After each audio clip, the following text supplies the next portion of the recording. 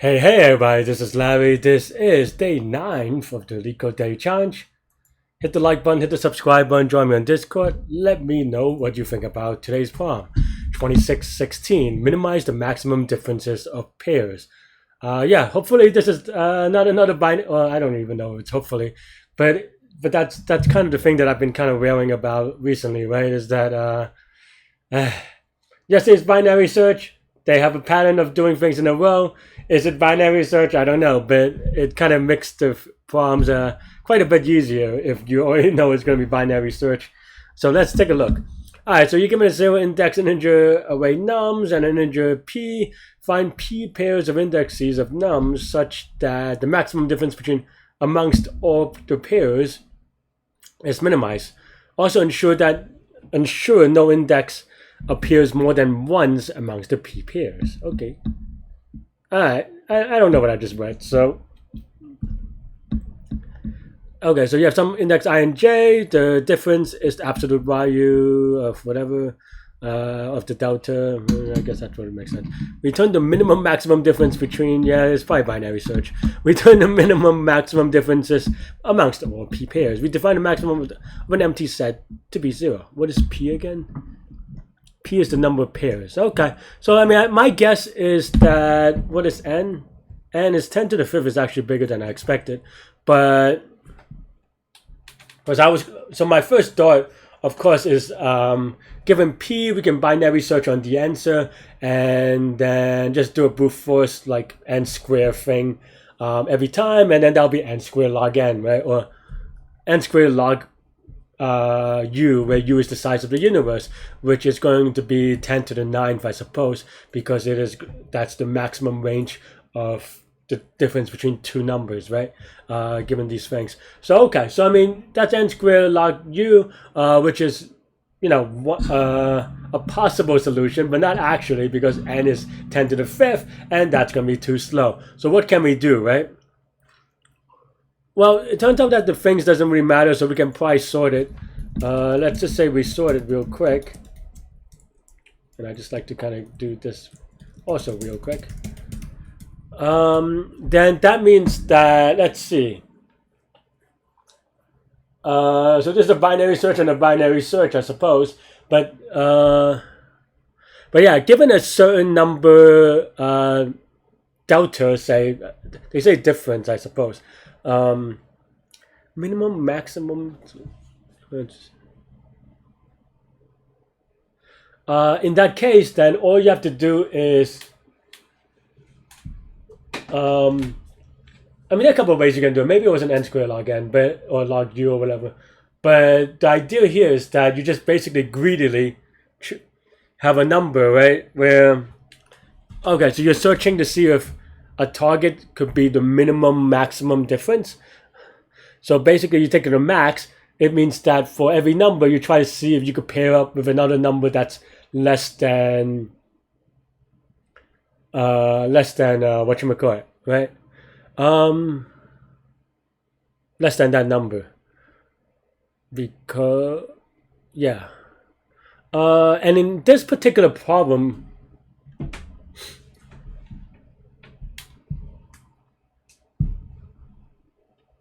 I'm trying to think whether what I'm about to say is actually true. But I believe that you can actually partition it in a greedy way. But maybe that's not true. Maybe that's not true. But in either case,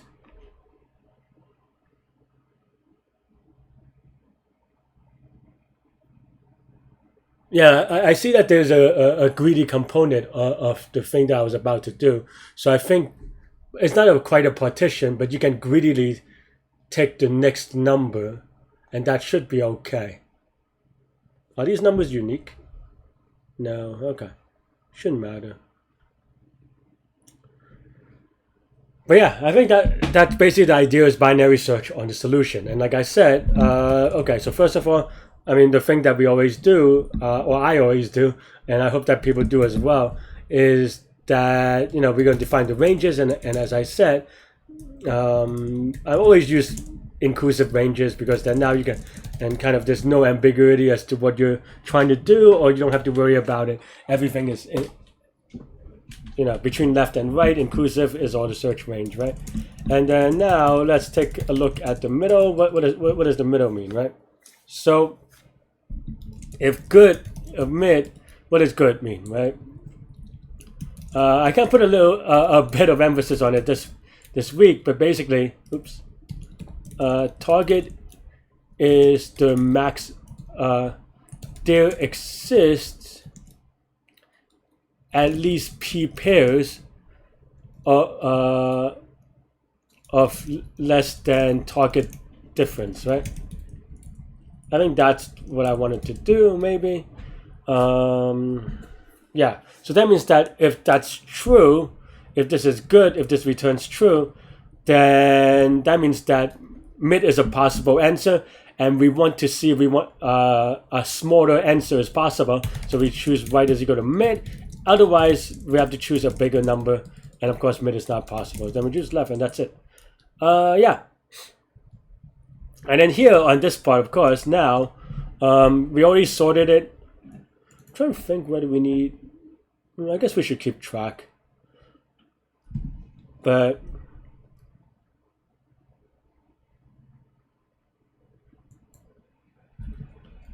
yeah, so maybe we have something like this. I'm just debating whether using this or a map. But yeah, so for I in range of n, we'll greedily choose or find see if we can find a number to match. And the reason why this works is kind of like because we're scanning from left to right. The reason why this works is that you can kind of visualize the greedy solution a little bit. In that, let's say you have some number A and you have some number B and you have some number C, right? And let's say the delta, and let's just say another D maybe. And let's just say the delta between them are all within the target limit, or P or whatever, or what's P? Or P is number pair, so the number of target.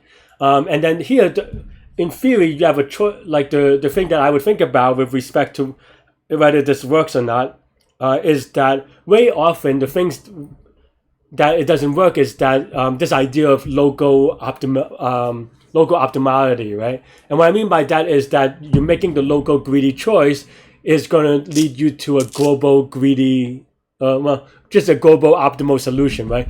Local greedy optimal choice leads to global optimal, right? And sorry, I just want to make sure I say that right. And the idea, and it's not always true, because especially when, and I kind of talk about this sometimes in the past with respect to this idea of a decision, right? You have to make a choice, and these choices may have implications later on. A lot of times, or when I point it out anyway, maybe not a lot of times, greedy works because you don't have a choice, in that you're almost forced to do certain things because of some structure of the problem or something like this, right? And in this particular problem is kind of similar in that, for the purpose of this problem, let's just say you have AB, and AB is a possible, quote unquote, possible choice. Do you always want to take it, right? And the decision is either, and this is this is something that comes up in dynamic programs sometimes, right? Which is why, it's, in a way, it is brute force, in that you're basically doing all the decisions, right? You're going, okay, I take this or I don't take this, right? Or something like this, right? So that's basically the idea. And here, for greedy to work, you're trying to argue that, okay, it doesn't make sense to not take this, or maybe, depending on the problem, the reverse. And the idea of that is because my mouse is a little wonky. If you don't take this, and let's say the reason why you wouldn't take this in theory is because this B can match up to a later thing, but it's almost like an exchange argument thing, right? At the worst, it'll be the same if, say, A and D we match it up later on, but at there's no scenario in which you can take A, B. And taking the C would be more optimal, because now you're just basically throwing away the A. Where we match up the A and the B, we leave the C to maybe match with more possibility to match later on, because if we sort everything and we go from left to right, D is obviously bigger than C, and by the construction of our setup, C is always going to be bigger than A, and of course that means that the next number is going to be closer to C than A. So in that way, that's why greedy works, because you always just, like, it doesn't make sense to keep A for another choice later on. So that's basically the idea behind kind of. It's still not like a solid proof per se. I banged my hand on the mic. It's not like a strict mathematical proof, but that's the idea that I would kind of think about, right?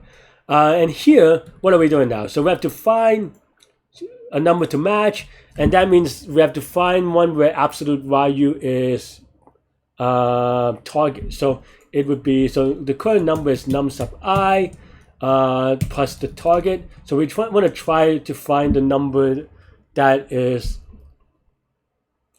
we're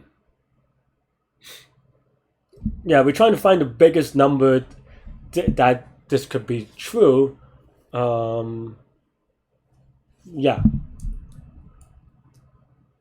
Man, I'm just thinking right now of the proofs in my head a little bit again for this point, because it would be very embarrassing if I said all these things about proofs and stuff, and it just turns out that I'm just wrong. But should be okay. But first, if we already used this, we continue, we skip. We have a count is equal to 0, right? So we can do, say, num stop bisect right of this.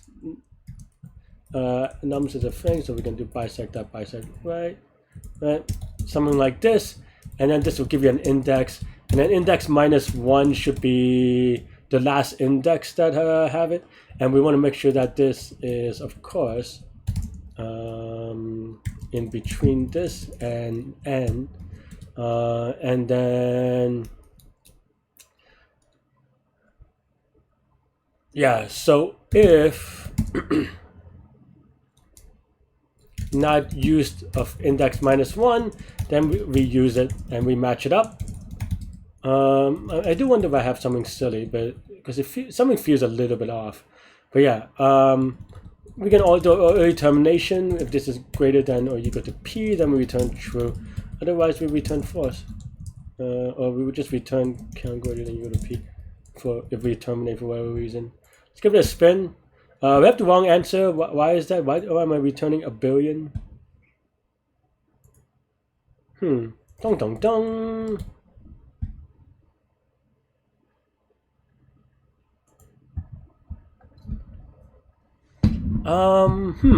That is wonky. Did I mess something up?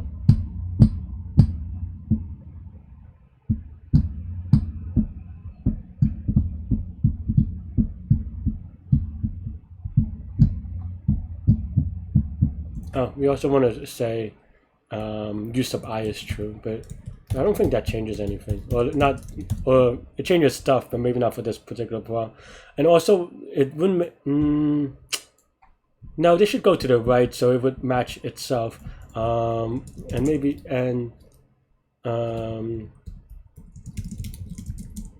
should be to the right of I in any case.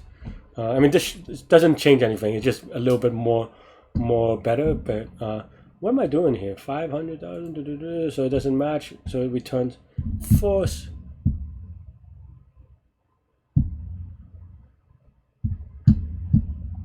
No, I mean, so 500. Let's say 500,000 or whatever it is, right? You wouldn't say 1,000. Why am I? Am I doing something silly? I mean, probably. Let's say target is 5,000. We do a binary search on 5,000. It just matches to 10. Oh, huh. The way that I'm doing this greedy is a little bit off in how we're matching. The way that I was thinking about it visually is that we could kind of, get the biggest.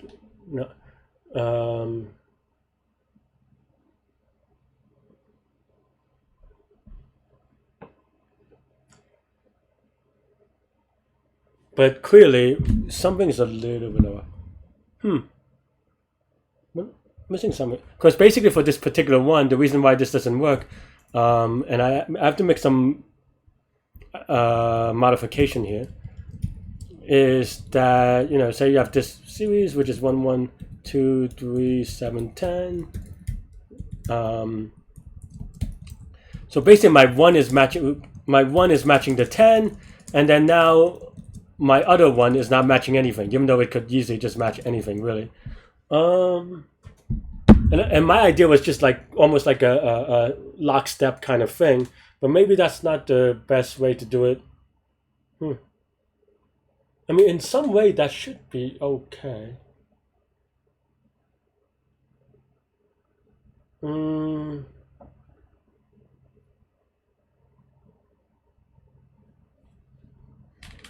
I mean, okay, so maybe the way that we're doing this is a little bit off. I think we can.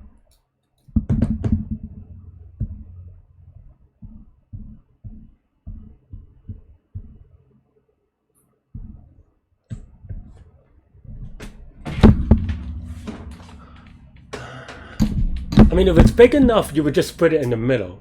But I don't even, because, for the reason that, like you only have n over 2 pairs, and of course you have n over 2 pairs, the minimizing thing is to just put it in the middle. But how do I also do that for, like, say, p is equal to, or not p, but target is equal to 1, for example, right? Then now you want this 1 to match with maybe either this one or the 2. Actually, in this case, it's a little bit awkward, right? Because if the target is 1, you actually want this 1 to match up with this 1, and then 2 with this 3, and not like 1 to the 2 and then 1 to the 3. So definitely my second greedy is a little bit off. Let me think about how to do this. How do I do this matching then? That is actually, I didn't even really think about it, to be honest. So 1 to the, because for target is equal to 1, you actually want the 1 to match up with the 1 and 2 to match up with the 3. Because otherwise you get a more minimal one. That is funky, huh? Unless I misread this, but I don't think so.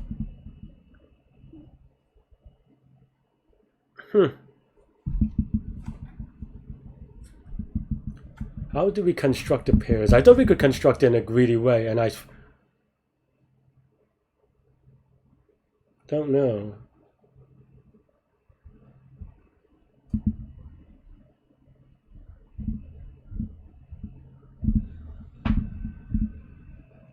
Because in this case, this would just like match up 1 with the 2. And we would never get p is equal to 2, even though, because for target is equal to 1, you have this like weird 1 matches 2, 1 matches 3, and target is equal to 0, 1 matches 1, and that's it. So in both cases, you have only 1 pair. I mean, I think everything else is structured correctly, but I think I'm messing up a little bit on the p matching stuff.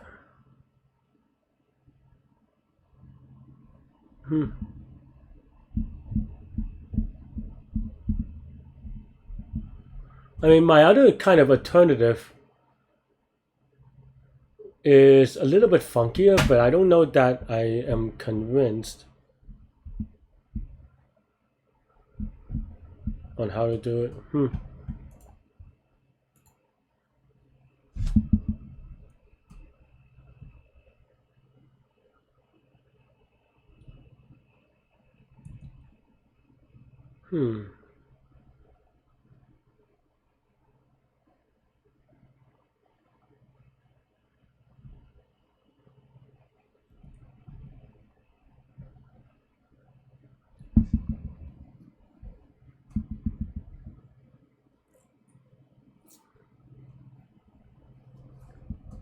Can we just look at just adjacent elements? I think that's the part that I'm trying to think. And can I prove it?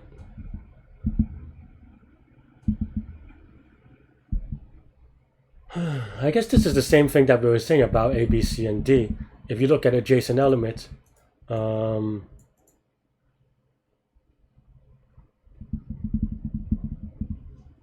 that case, why do we need a binary search?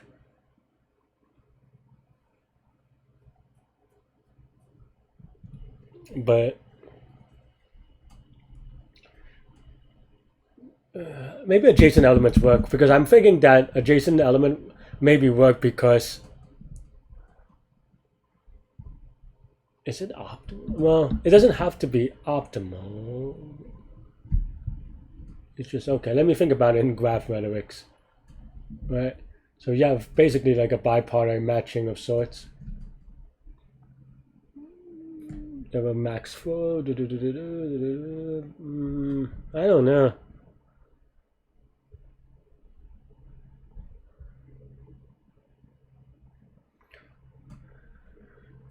I don't know that I'm convinced that for a given target, if we just look at adjacent elements, that would give us the optimal solution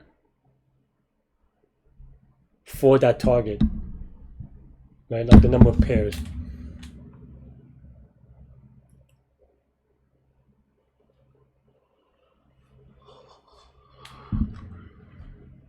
I guess there's an exchange argument. I see. Basically, the idea here is that, let's just say we have A, B, C, D, right? For the purpose of, I see. Maybe I'm convinced now a little bit more. Basically, the same exchange argument is that, let's say we match up AC and BD, right? In matching. Without a loss of generality. I mean, you could maybe have like a Y and BY, but it's the same idea, right? Because I think this is the more general case. Maybe, whatever, right? But the idea still is that, let's say we have these, if we are able to kind of get it this way, especially if we're going left to right, same idea. Then you can obviously just exchange it from AB to CD with no loss of generality, right? Or like this is a trivial move, because we know that C minus A is going to be less than or greater than B minus A, and same thing here. So that means that that this one will always be, like, if this is possible, this one will always be possible, right? And conversely, if you so the thing is that maybe you think about every scenario, and here maybe another scenario is that BC is possible but not anything else, and then in that case, also by definition, because AB is not possible by how we defined it, then AC is not possible and AD is not possible, and so forth. So okay, so maybe I'm convinced, but it's a little bit greedy stuff is hard for that reason, right? As we say. So then we don't need to use this, maybe. Okay, maybe just do it this way anyway. Yeah, so then if num sub I